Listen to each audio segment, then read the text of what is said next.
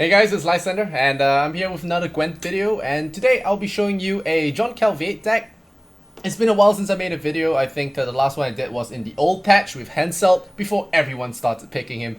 So if you guys know me, I always like to play out of the meta and try the factions or the leaders that are not deemed too powerful, not deemed powerful in the current state of the game or whatnot. So for today, I actually went with John Calveit a couple of weeks ago, trying to build this meme deck with Letho and whatnot.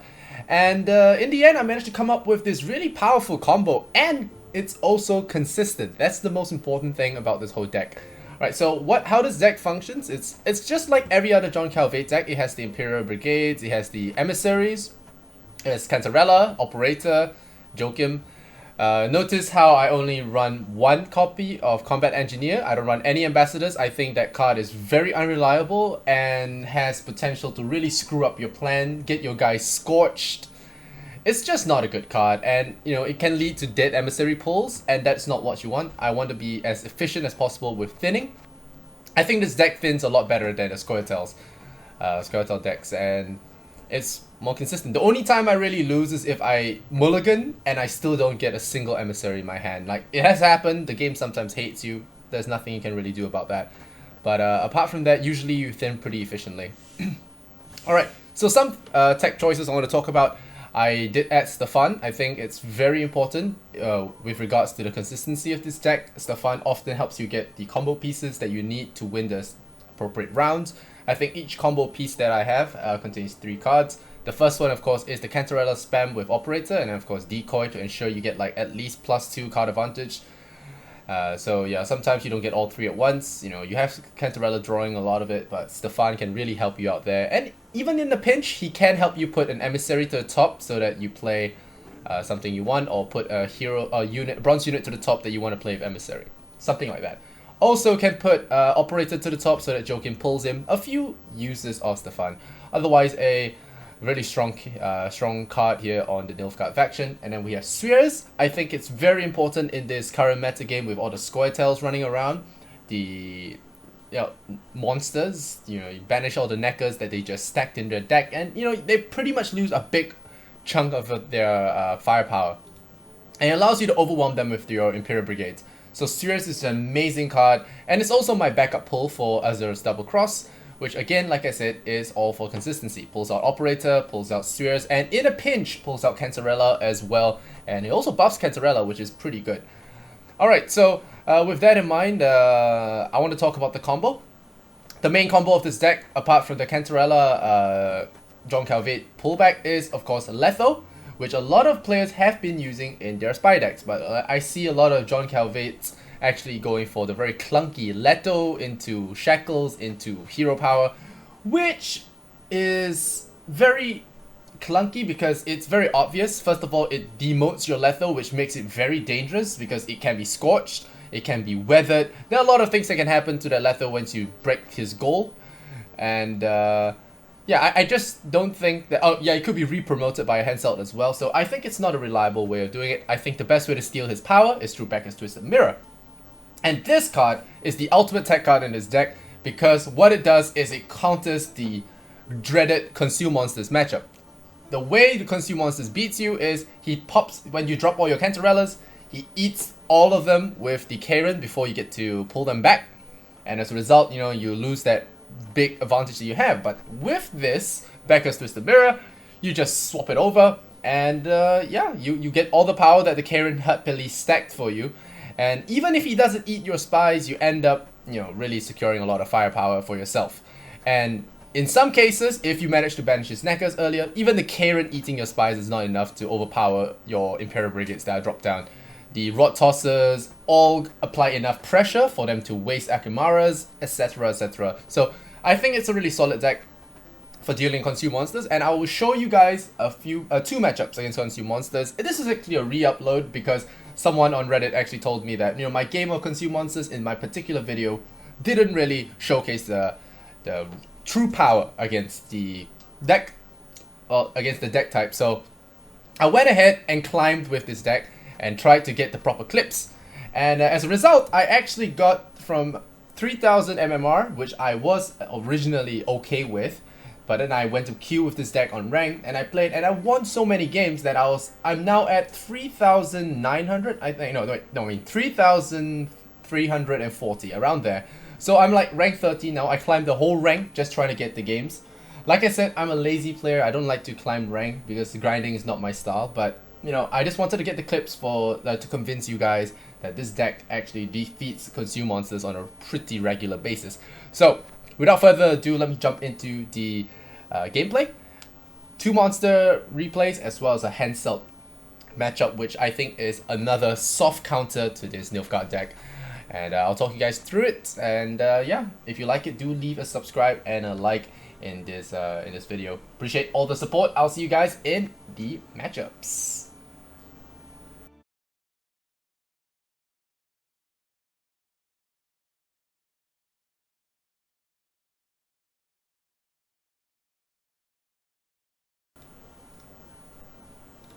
Alright guys, Sons of Nilfgaard! Sons of Nilfgaard, we are going to play against a level 14 or rank 14 consume monster. So I really played against a few monster players. Not all of them are good, but rank 14 pretty decent. There's another rank 15 after this that I want to show you guys. It showcases a very similar playstyle when I go against them. So I'm looking at my mulligans. Usually what I tend to do is drop all my Imperial Brigades first, because I don't want to draw them. Emissaries will pull them out reliably. I don't need to have them in my hand. Against consume monsters, you do want to keep your Daramitium Shackles and your Lightning. And if you have the Letho or Mirror, you also want to hold on to those because they can be real game winners in the matchup as well. And you see my hand here actually is really strong because of the Operator and Cantarella already in hand. I will be able to pull Spheres with the ADC, and it's perfect. As you can see right here, he has got Neckers on his side of the board. So he's playing Neckers. I'm just going to set up for my final combo, and I'm thinking what I really need is actually Bekker's Twisted Mirror. So I'm just going to pull that one early, just to have insurance against the Karen that'll be coming out. And you see him already going to start stacking up that Necker. So what I'm going to do now is scare the consume monster player and threaten his Necker, which he probably wouldn't care about. And usually what you want to do before playing your first emissary is to drop a Rod Tosser on an available row, because it helps you set the timer down to 1 so that you can play your Imperial Brigades 2 turns after without having them on the same strength. Take some time and to rehear what I just said, and I guess it will make sense, I hope. But yeah, so what I do now is, before killing this Necker, I am going to immediately Spheres all of them into the graveyard, so he has 1 turn to deal with this cow carcass or lose all his Neckers forever. And I think he does counter my cow here, but it makes him make a inefficient play, which I am perfectly happy with. And of course guys, I do not claim to be the best player out there. And as a result, you know, I've lost a lot of games because of the careless mistakes that I've made. But I think a high-level player can take this deck to great heights because of just how reliable and how powerful it is. You know, if you can count many steps ahead, this deck is just insane because of how reliable it is. He uses the D-bomb early, which I really think was a huge mistake here.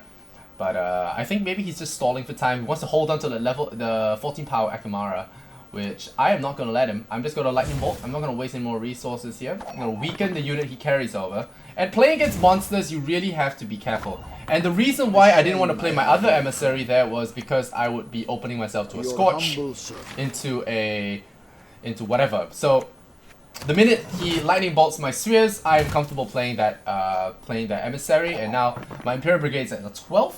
Pretty respectable, and I am winning this first round. And right now, I'm bleeding out this consume monster player, wasting a lot of his cards. And as a spy player, I don't worry, because even if I have to drop 2 cards to beat this guy, in round 2, I can just play the Cantarella combo and take back all that card advantage and bleed out my opponent, which is a strength, you know. If I win turn 1 with round 1 without even expending my Cantarella combo, usually the monster player is pretty screwed. In this case, he really is screwed because we won on even footing. I didn't even lose card advantage. The only thing here is for me to actually start first. So he goes into the next round with only 7 power, which is pretty laughable given how monsters are built. But you see how good Spheres can be once you dump their Neckers into the graveyard. it's sweet justice, I like to say, you know, to punish a Consume Monsters player that just net decks and plays the same old predictable style over and over. And once you know what's coming, it's really not that difficult to find counters to. So he's gonna drop the Varan Warriors, and that's why you always want to try and hold on to your Lightning Bolts or your Dyrmitiums, the locks, because, you know, it just shuts down a lot of their power. And if you force out the other Vran here, there's a very high chance that he doesn't carry over the next one, the Vran into the next round. And he might be out of Vrans, because no monster player is going to keep 3 Vrans in his hand most of the time. Most of the time. They want to have their other tech cards and stuff like that. So if you can get rid of one, you force out the other, you can almost be certain there won't be another one. So right now, the only thing I really want to do is to Cantarella into my decoy. But for now, I'm going to thin as much as possible. So I want Emissary and clear out the remaining of my decks first, so that I do not have to draw into them with Cantarella. I want to draw into my non-bronzes with Cantarella, and that's just how I'm going to do it. Like right now, I'm also splitting up my Cantarellas, which is good because you want to put your Cantarellas in a way that he can't Vran them properly. So if he wants to Vran to eat that particular Cantarella, he has to take a long time, forcing him to use Karen or Akamaras, and he does use his Shackle to take that shot away from me. But now that I do have decoy, I'm not too worried. So I put my Cantarella on the left. I don't really care. I got Yennefer, so that's the final part of my combo, and I do believe I destroyed this monster player. Yeah, doesn't stand a chance. He's going for the Emissary play. I'm okay letting him eat that particular Cantarella because I am just going to, I'm just going to rob him of that power with Letho later on. So right now I'm just going to play decoy, draw as much as possible. And all that time, you know, that John Calveit hero power just staring him down, and, you know, he really is unable to do much about it. So I am going to draw my first light because I know it will pull, I think, a Medic or an Imperial Brigade, which I think is pretty strong here. So, you know, he got double Behemoths down. Looks pretty scary. You know, a lot of Nilfgaard players have problems dealing with a monster. I'm okay. I see this opening. No Karen. Okay, I pull back my spies first. And, you know, he has a level 25. You know, he has a level 25. He has a 25 power Vran on the board. But to me, I am really, really not afraid of this because of Letho being able to steal all of it back to myself. So I don't care what the monster plays. I have card advantage. He doesn't. He's pretty much dead in the water because I have last play. I actually have 2 last plays, which he will not be able to beat. So, yeah, the monster player now is, he can do whatever he wants now. It's not gonna matter. It's not gonna matter. You can already see how the combo is working. Even an Igni here wouldn't have done anything. So even a Scorch or an Igni, that was his best play, I think. Igni, but none of my rolls are really in that threatening position. He's gonna drop a cow, which I honestly don't care. You can even take it. I don't really care. All I have to care about is to make sure that none of his minions are at 1 power, so that Yennefer's Unicorn actually steals it with the mirror. And that's the main combo, you know. Yennefer does spawn a 1 power gold card, which will be a guaranteed hit for the mirror. And monsters love stacking their power. All the better for me. I'm just gonna eat it all and get it back for myself. So now this Dagon does play something very interesting here. Because I use the threatened emote, I think he does see what's happening. And he does go for a very interesting fog play, which I thought was pretty clever, to try and deny me of the power. But unfortunately, he does neuter one of his strongest units on the board, though, as a result. And that doesn't help him one bit. So over here, I drop Yennefer to kill off all the 1 power. And I think about it, it's like, okay, wait. This makes my job even easier, because I drop Yennefer and I blow all your other cards out of the water. His 25 power Vran is out of play. And there's no more consumability here. I knock away all the 1 health minions on the board. And I even kill the Cow Carcass, which saves my Imperial Brigade. And right now he's behind in power. So even if he drops something fat now, I can just eat his back row and swap it over with my 13 strength. Because my highest strength is now 12. Even if he has something here, I eat the back row, I'll get a 13 power Letho, swap it over, and that swing's going to be impossible for him to come back from. And no single card is going to win him the game here, so this monster player is done. I can let you guys see how it ends here, of course. He's just stalling, but he's going to be dead. He's going to be dead. Okay. Still... yeah, not accepting defeat. Let's forward that a little bit. While you can. Oh yeah, threaten him a little bit more. 10 seconds. Alright, so he just ropes me. Alright, yeah, alright, so that's the first win. Yeah. Thanks. So that was the first win. This guy is just roping me. He had a grave hack, but it's not gonna matter because he didn't have the timer to use it anyway. And it wouldn't have mattered either way because he used the fog. Alright, so that is that out of the way. We're gonna have the next one.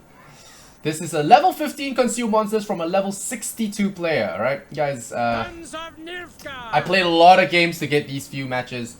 And I have been winning a lot of these matchups. But I've been meeting a lot of Skeletor, ST, and the non quote-quote meta consume monsters. So I really had to play against the high-level players to be able to get the proper consume monster matchups.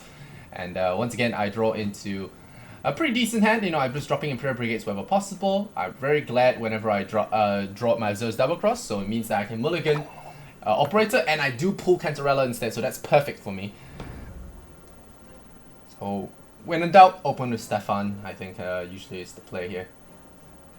Open with Stefan, it's safe from removal. Doesn't really cost too much. It's a solid body on the board. And you know, this deck isn't afraid of the monster play of Crones and Pass, because I'm okay winning with I'm okay winning the round with just one card. Well, with one card. First of all, this deck can actually win the round, overtake the monster player with just one card.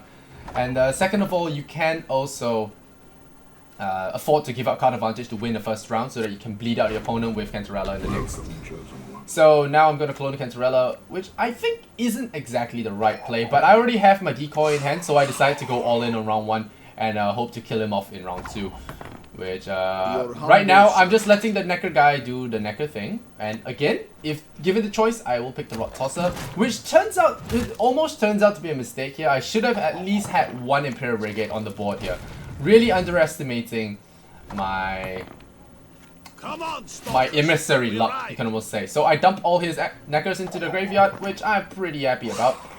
And unfortunately for me, he does have another Necker Warrior, which pulls another 2 Neckers into his deck. But unfortunately for him, that cow eats one more, so he's only down to 1 Necker. So I'm not too afraid now. I'm going to continue stacking emissaries and hope I pull an Imperial Brigade this time. Yeah, so I do pull an Imperial Brigade. But that is without the cow though, which is a little bit sad. Alright, so now he's going to use first light. No, nope, just gonna Crones. So hits the Crones, and yet I'm still ahead in power. No one can hide. This deck has a lot of high power cards, so there's really little to worry about. And I do drop my Cantarellas. Now I'm gonna start playing the Cantarellas and hope he plays his as well, because I do have my decoy for that maximum value. He summons an Akamara, eats my Cantarella, which I really don't care. You know, see, a lot of the gripe here with consume monsters, you know, is, oh no, he ate my Cantarella. You know, now what I'm gonna do, John Calveit. I don't care, I keep playing Cantarellas. You can eat them. Joachim is great, helps me thin my deck more spies on the board, always a welcome thing. Let us see. Now he plays his Cantarella, so he's gonna draw 1 card, but I'm going to get another one out of it with decoy, with additional strength on top of them as well. And usually these kind of plays will bait out the Karen, which is perfect, because I shall be your eyes, that means I get a free mirror target. And I do believe he Karens now, which is very predictable. Roll eyes, you can almost say. It's very predictable from a monster player. Like, I see the Karen, I smile, because you saved me my Letho usage, which is great. You help me combine the strength for me to steal with the mirror, which is exactly what I want. So he eats one of my emissaries. He leaves one of them alive. But hey guys, if you look at the board right now, emissary has the lowest strength in the thing, in the whole board. So I'm gonna bait him. I'm gonna use the John Calveit now. As you notice, I am 2 cards ahead. I'm gonna John Calveit here. Hero power, and that's gonna bait out a pass. Yeah, I'm just gonna hero power. He'll think I'm stalling. Yeah, I'm doing the math just in case. I don't think I have enough yet. Yeah, I think I counted and I realized that I didn't have enough. Yeah, okay. Yeah, I counted and realized I didn't have enough. So I'm going to play Joachim.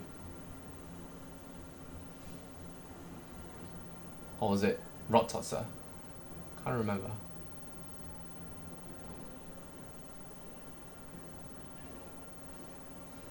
I can't remember what I did here. It took me a while because I counted and I realized that even a 37-point swing here is not gonna win me the round, and I can't afford to lose this round now that I've expended my Cantarella's. So I do use it, and I do make a mistake of course, using my engineer on that Imperial Brigade. It's always like a reflex. Like I say, I play badly. I play really badly sometimes by doing things like that. So he uses Akimara, tries to transfer power to the next round with the Akimara, and now I see that I think I have enough power swing because of the Joachim drop down. So I'm going to use my hero power now, I think. Am I? Yeah, I think I am. Am I? Yeah, I'm doing the math. I think I have enough. Yeah, so I pull 7 from him, and I add 7 to myself. And he'll think that it's safe. He'll think it's safe, and he's gonna pass because I'm a card up on him. He's gonna worry and say, okay.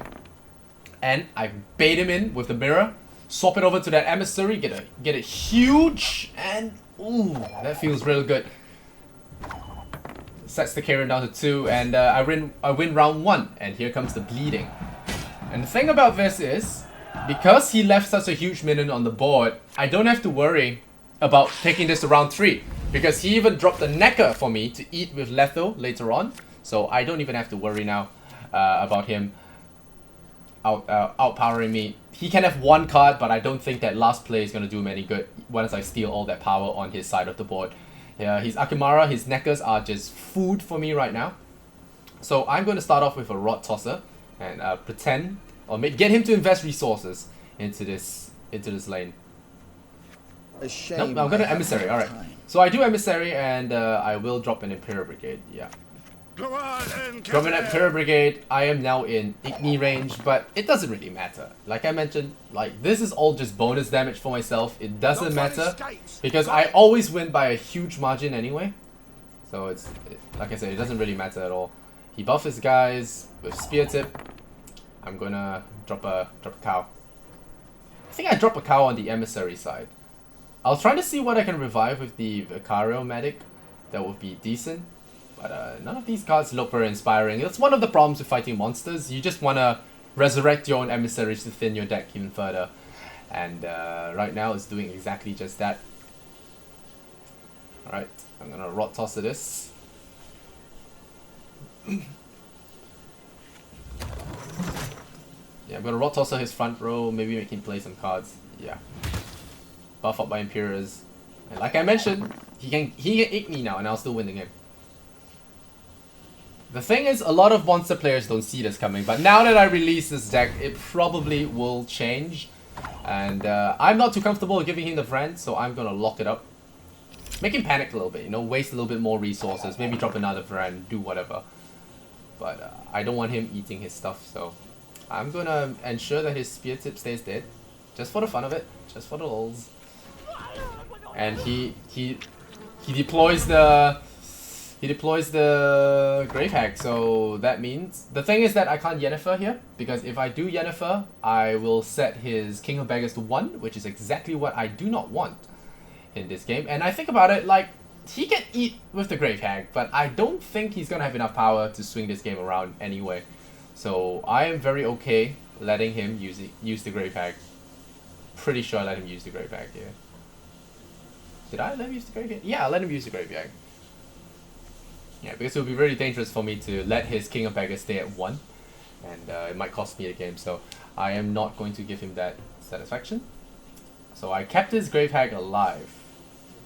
Did I? The wrong sorceress. Oh, I didn't. Okay, I didn't.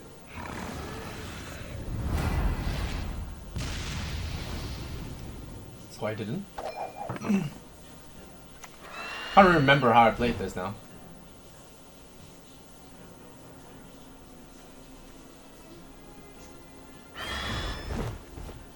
So he just took a spell there. He doesn't want to risk it. I think killing off the Grave Hag would have been a mistake for me. Yeah, I think it was a mistake.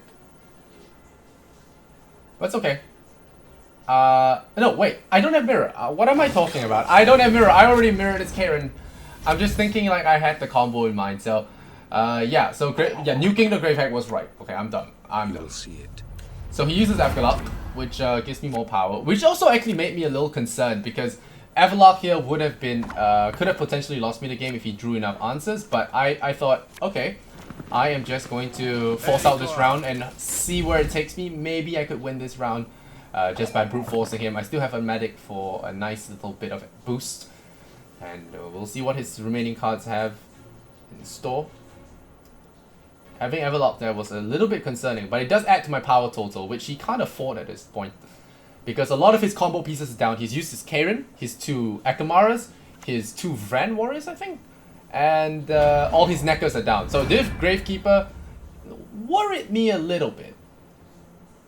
But yeah, I'm not super concerned. So he actually played really greedy, trying to keep that Griffin for the next round, thinking I would pass, but I didn't pass. I'm just going all in. I call his bluff. Highly curious case.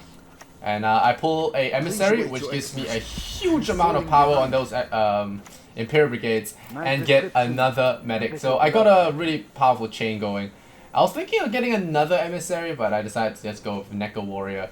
But in hindsight, I should have Necker Warrior first, and then tried to go for some crazy rest chain with Emissary. But yeah. And well, it wouldn't have worked anyway. Yeah. So okay. It wouldn't have worked anyway, so I just put the Cow Carcass into my deck. Wouldn't have mattered anyhow. If I had gone to round 3, I would have lost. So I just all in here on this the monster player, and he didn't have the power to fight me back because I ate all his big guys. So he'll need 13 points of strength to at least win this. And he does use Yennefer, but unfortunately for him, I have the same amount of creatures as he does. So he doesn't have enough power to swing the round, and yeah, I ended up winning. By a little bit, like 1 point. By just 1 point here. And of course, guys, you know, this, you could have said was a close shave, but it was a 2-0 win. I went all in here.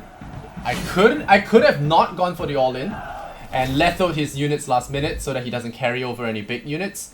That's the reason why I Letho'd. Forget about my whole spiel about the mirror thing. But yeah, level 15 monster player. Defeated. So I hope that these 2 monster clips showed you guys how the deck works against monster. So now we're gonna hop over to Henselt, and we'll see how it does play out. Against Henselt, you know, it does seem a little daunting that he buffs his units, he golds your spies.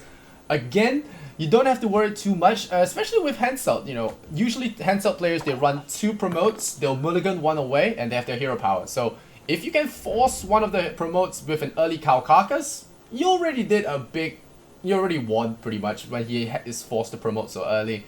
Also, promoting your spies doesn't really matter if you do stagger them properly. Also, if you use them on the round that you don't need to win.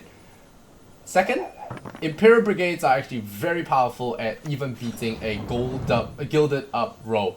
So no worries about that. Rod Tossers are MVP in this matchup. You want to keep on to them because they bait out promotes. That's the thing you really want in this matchup. So the Henselt player is going to start panicking now. He's going to try and save his back row.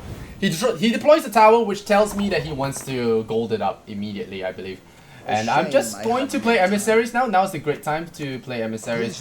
And I'm going to get Imperial Brigade down on the ground right away. And you already see he hits the ground with 12 power, which is pretty huge. Not a bad idea. And as usual, the Northern Realms player will play a Priscilla into a perfect pull. And actually, this was a perfect chain from this Henselt player, actually. A perfect chain. Priscilla into King of Beggars into Reaver Scout. Pretty respectable, I gotta say. And he's got a scary back row there that he could potentially promote, which I am just going to happily ignore by tossing another Rod Tosser across the board, I think. Yeah, toss another Rod Tosser right across there. But notice where I toss it. I toss it onto the Emissary row. So I want to bait him into maybe promoting my Emissaries. But if he doesn't, then I'm going to have the ability to Vicario my own Emissaries and get a chain going and thin my deck even more. So I was just trying to go for the thinning play and then perhaps go for the Cantarella plays in round 2. I could also go for Cantarella in round 1, get card advantage, and then try and win there. But he goes for the promote on the tower, which protects it, which I also don't really care about. I am now going to power up that Imperial Brigade, which is safe from Igni for now. And yeah, allow it to travel to the next round. Auf Kedwin! Attack! He's gonna be greedy and drop that, so I'm going to pass. I think I'm gonna pass. I think I passed there.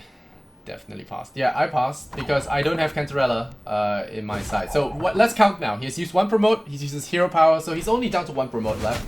And perhaps some shiny shenanigans. But I'm gonna start the next round with 12 power. And as a handcell player, they usually try and get like big combos going. So you gotta be able to bleed them as much as possible in terms of resources, so that they either give you round 2 for free, or they will give you the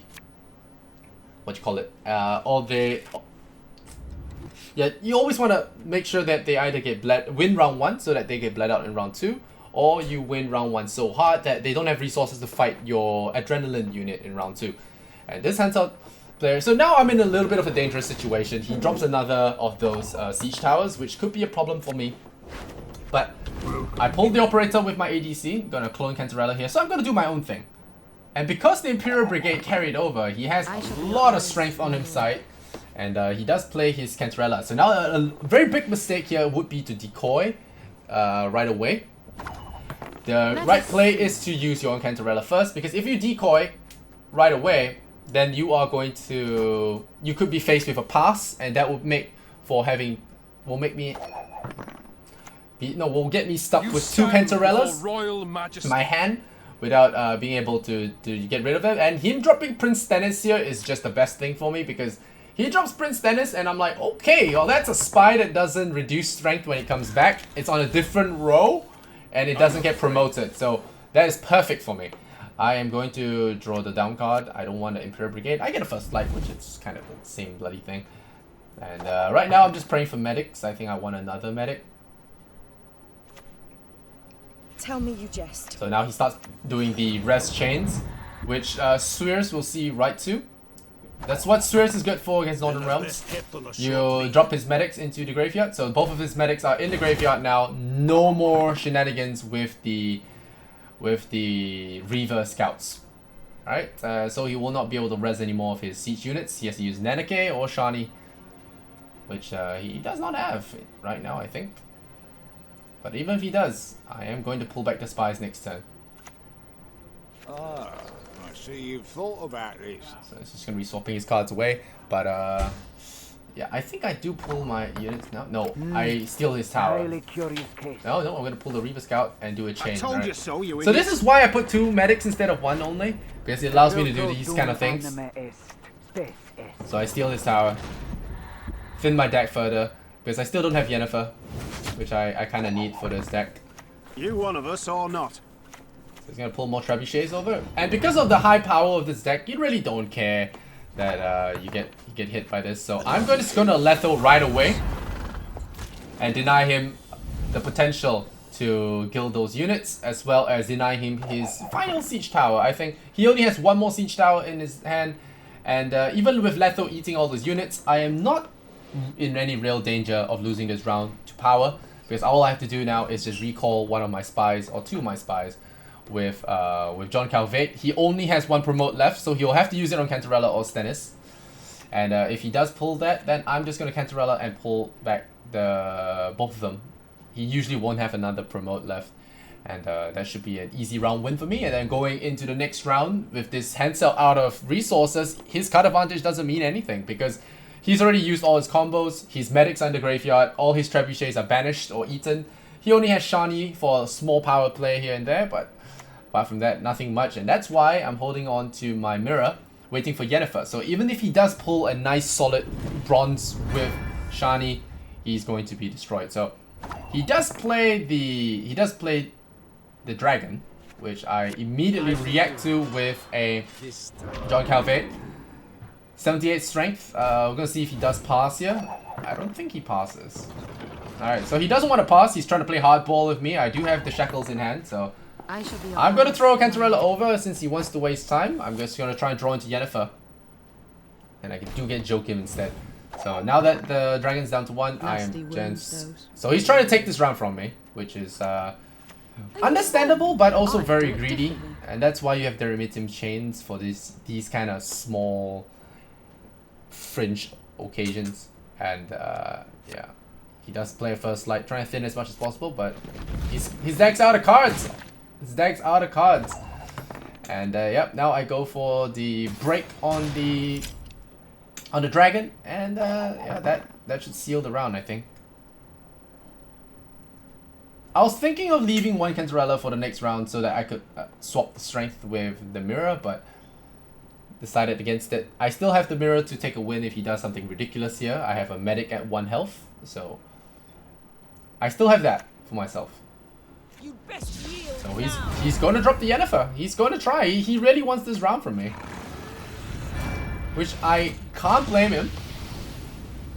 But it's not going to be enough. I'm just going to first light, try and pull another unit. That's another Imperial Brigade on the ground. It's going to be 10 power, and he can use his last card. Is that Shani? Is that going to be Shani? I'm Yeah, a medic. he's going to use Shani, Something. which I personally felt was a huge mistake, because even if he pulls Priscilla here, he doesn't have any more units in his deck for any strength. So, and you can't pull goals with this. So the best he can get, yeah, is promote, which will give his tower a decent amount of strength. But yeah, it's just going to be joke and bait. There you go. That is what you folk lack. Joke and bait, and that should conclude the game, I think. Yeah.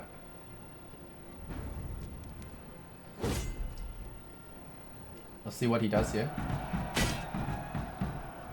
Yeah, this will conclude the game because he either has a stronger unit than me, or yeah, okay, I even have Yennefer, so there's no way he can win here.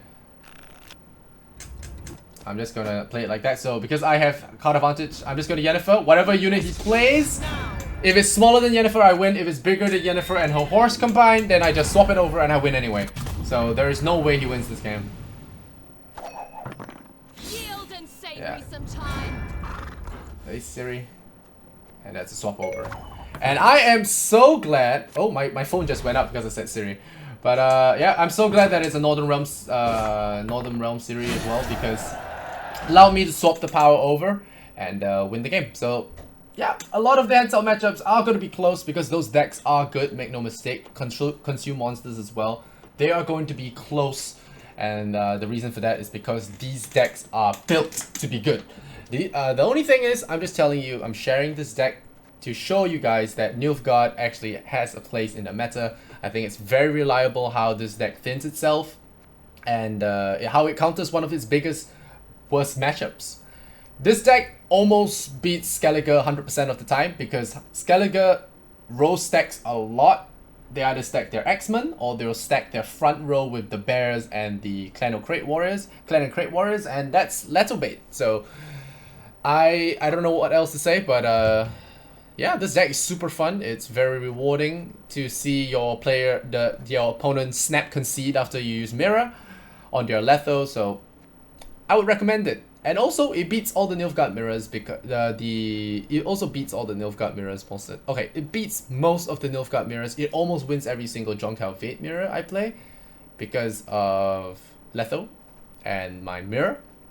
So I would recommend, yeah, definitely would recommend. Swears is also amazing against fellow Nilfgaardians because you Emissary and then you Swears. So all in all, I would say this deck is super fun, and it does play on this element of surprise as well. People don't expect the combo.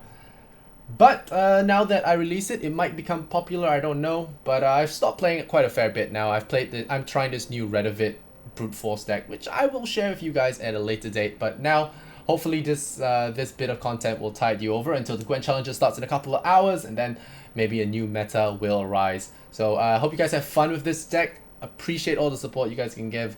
And yeah, I'll see you guys next time. Much love and Kappa. Bye.